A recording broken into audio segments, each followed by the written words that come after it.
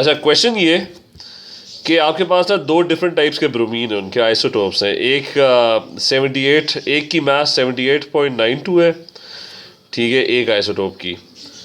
और दूसरे वाले आइसोटोप की जो मास है ना, जिसको वो 81 कह रहा है, उसकी मास 80.92 है। अब इन दोनों मास अब ब्रोमीन जो होगा, जिसको हम ब्रोमीन कहते हैं, वो इन दोनों का मिक्सचर है, ठीक है, वो इन दोनों का मिक्सचर है। उसके अंदर हो सकता है कि जैसे अगर मेरे पास 100 मैं ब्रोमीन के एटम्स लूँ, तो हो सकता है उसके अंदर कोई 60 जो है ना वो 79 वाले हो, और 40 जो है वो 81 वाले हो, यानी इन दोनों की कोई कॉम्बिनेशन होगी, ठीक है। तब मुझे ये नहीं पता कि लेट्स से मैं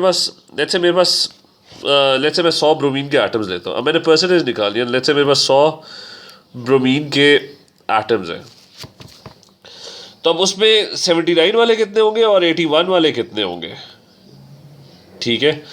तो लेट्स से मैं कहता हूँ कि मेरे पास उसमें x, क्योंकि मुझे नहीं पता कि कितने उसमें से 40 हो सकते हैं 79 वाले हो, या 50 हो सकते हैं 79 वाले हो, या 60 हो सकते हैं। मैं x ले लेता हूँ, मैं कहता हूँ कि जी x उसमें ना वो है 79 वाले हैं, यानी x की जो मास होगी ना वो 79 वाले की मास होगी।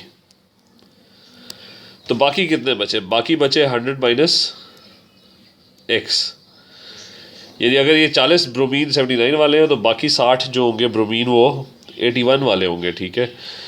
तो वो उनकी जो मास होगी वो 81 वाले की मास होगी, ठीक है। तो अगर आपके पास 100 ब्रोमीन के एटम्स होंगे, तो उसमें कुछ ब्रोमीन 79 वाले होंगे, कुछ ब्रोमीन 81 वाले होंगे। अब रिलेटिव एटॉमिक मास जो होती है वो इन सारों की एवरेज होती है, वो रिलेटिव एटॉमिक मास जो होती है वो इन सारों की एवरेज होती है। वो इन सारे एटम्स की जो मास है उनको इकट्ठा करके एवरेज मास निकालते हैं, रिलेटिव एटॉमिक मास। तो रिलेटिव एटॉमिक मास उससे दी हुई है, वो कह रहे हैं कि रिलेटिव एटॉमिक मास जो है वो 79.90 आ रही है, रिलेटिव एटॉमिक मास एवरेज निकाल के। तो मैं इन सारे एटम्स की मेरे पास 100 एटम्स थे, तो उनमें ये मेरे पास 79 और 81 वालों की मास है, मैं इनकी एवरेज ले लेता हूँ, ठीक है। जब मैं एवरेज लूँगा तो 79 वालों की मास कितनी है? BR 79 वाले जो हैं वो कितने मेरे पास x है, और मेरे पास BR 81 वाले कितने, वो मेरे पास 100 माइनस x है, ठीक है। ये इनकी टोटल मास आ गई, और डिवाइड कर दूंगा 100 से, क्योंकि टोटल मेरे पास एटम्स कितने थे? 100 थे।